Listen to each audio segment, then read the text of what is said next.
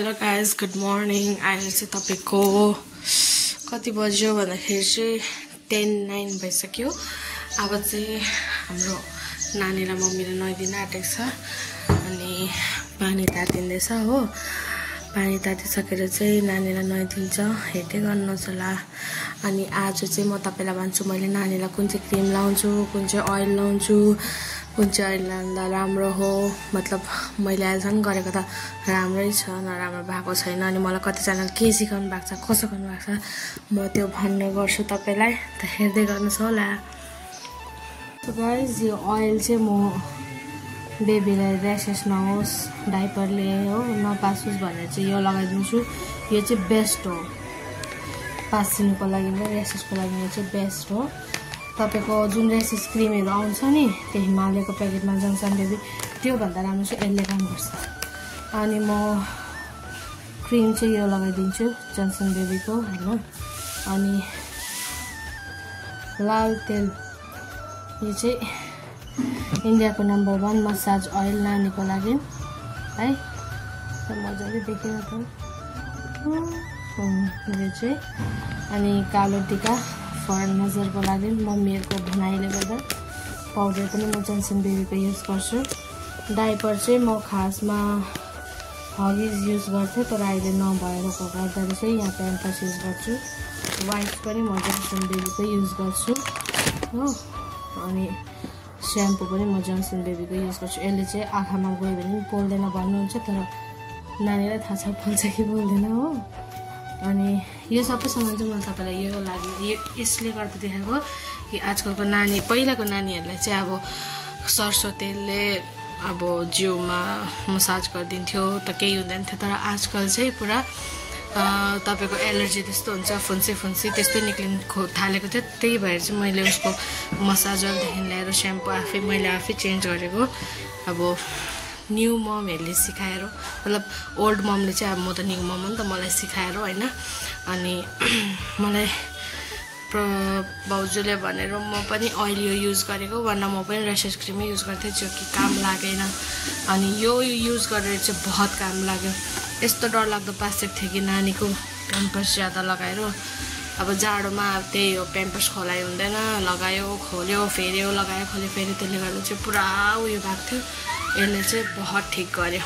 अब उसको चाहिँ नुहाइधुवाइ भइसक्यो, अब लुगा लगाइदिन आँटेको। लुगा पनि के लाउन आँट्यो भनेर म तपाईलाई देखाउँछु, हेर्नुहोस् होला।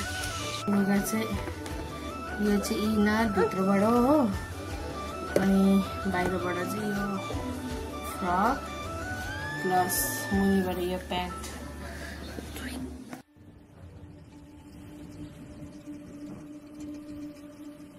यहाँ मेरो बिस्ताराको हालत हेर्नुहोस्। अब चाहिँ म यसको बेडसिट चेन्ज गर्छु अनि मजाले तपाईलाई सफा गरेर देखाउँछु।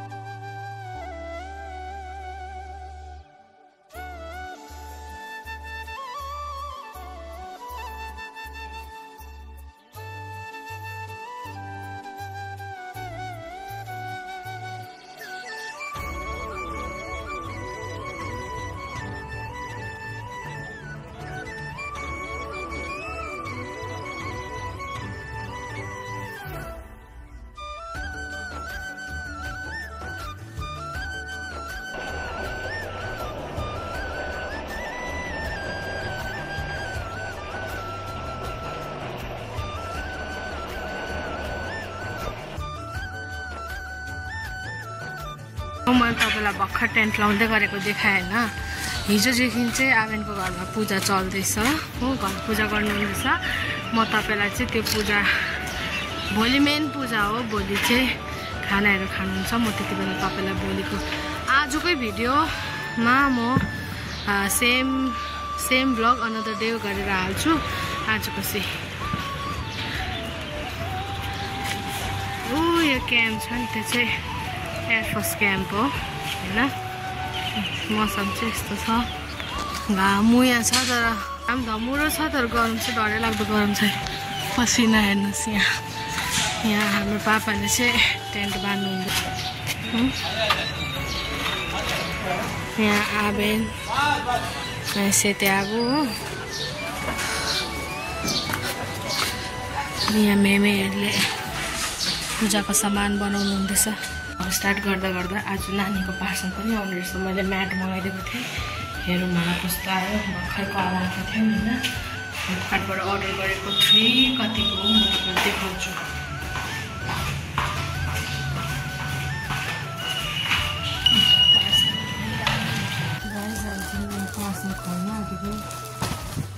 यो चाहिँ तपाईँको रियलमा 1000 रुपिसको हो, तर अफरले गर्दा अहिले चाहिँ 355 मा पाएँ मैले हो।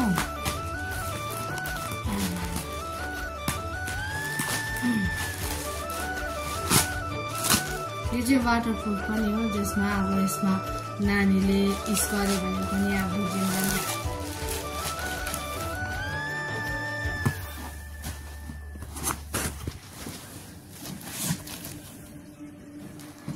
यस्तो यता चाहिँ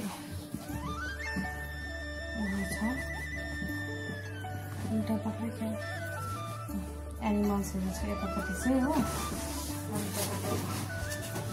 अर्को साइडमा चाहिँ एबिसिडी लेख्छ छ नि, बहुत राम्रो छ। यसको क्वालिटी चाहिँ कस्तो छ भन्दा चाहिँ नि त्यो जस्तो कालो म्याट्रेस हुन्छ नि, अब बिस्तारोमा लाउनु माथि घटेर के त त्यस्तै खाले, तर यो चाहिँ अलिक राम्रो छ। यस्तो टाइपमा छ है, नम पनि छ। यसमा युज गऱ्यो भने एकदम वाटरप्रुफ हो अनि बहुत राम्रो छ। यहाँ चाहिँ म अब गार्नियरको कलर बर्गन्डी फिट्न आँटेको, किन भन्दाखेरि चाहिँ पापालाई लगाइदिनुको लागि यहाँ रेडी छ हो। पापालाई लगाउँदाखेरि भित्रमै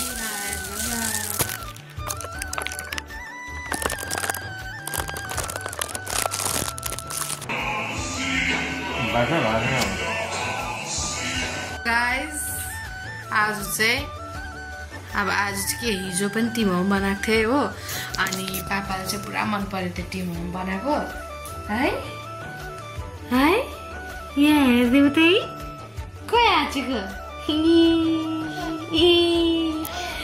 अनि पापाले चाहिँ पुरा मन पर्छ, त्यही भएर आज पनि टिमोम बना। अनि खसीको कर्ची मर्ची मतलब आन्द्रा भुटी लाउनुहुन्छ क्या, त त्यसको ग्रेभी बना भन्नु भएन। अब त्यही म बनाएको भिडियो त हाल्दिनँ, तर खाँदै गरेको चाहिँ हाल्छु होला, हेर्नुहोस् होला।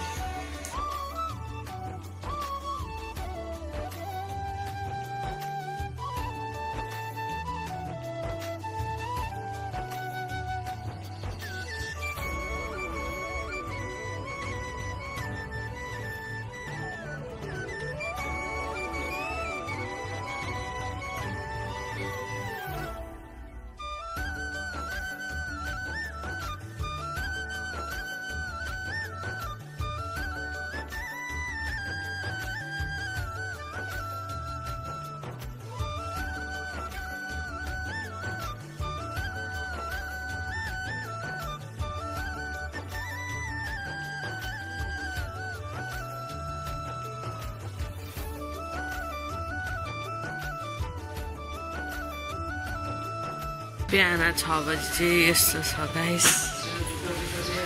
यहाँ हेर्नुहोस्। अब सिमसिमे पानी पर्नु थालिसक्यो, पुरै गडाङ गडुङ हुँदैछ आज। हाम्रो माथि घरमा के हालत होला। So hello guys, good morning. आज चाहिँ सेम ब्लग अनदर डे। आज चाहिँ के हो भन्दाखेरि चाहिँ हाम्रो आजको घरमा पूजा हो, म तपाईँलाई देखाउने छु, हेर्नुहोस् होला। आजको मौसम त जति बिहान भयो त्यस्तो अन्धारो हुनु जाँदैछ, हेर्नुहुन्छ हेर्नुहोस् है।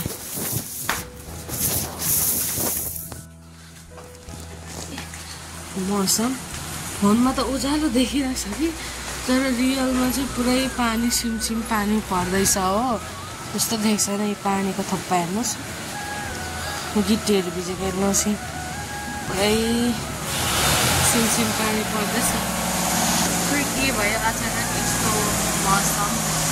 नानु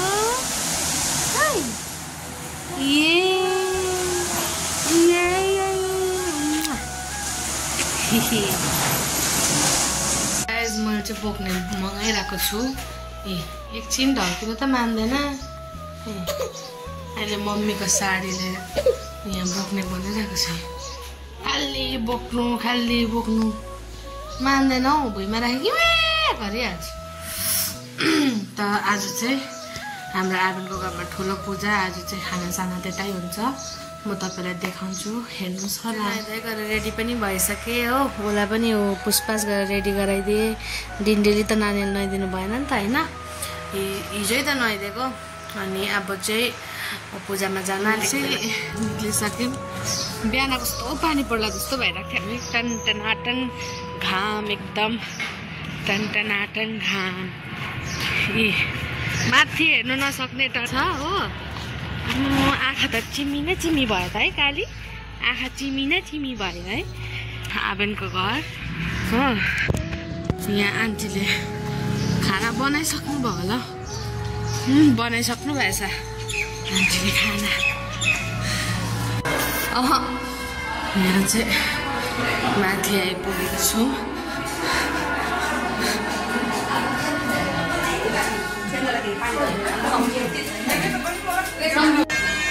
यहाँबाट चाहिँ अब माथि यता छ पापा यहाँ हुन्छ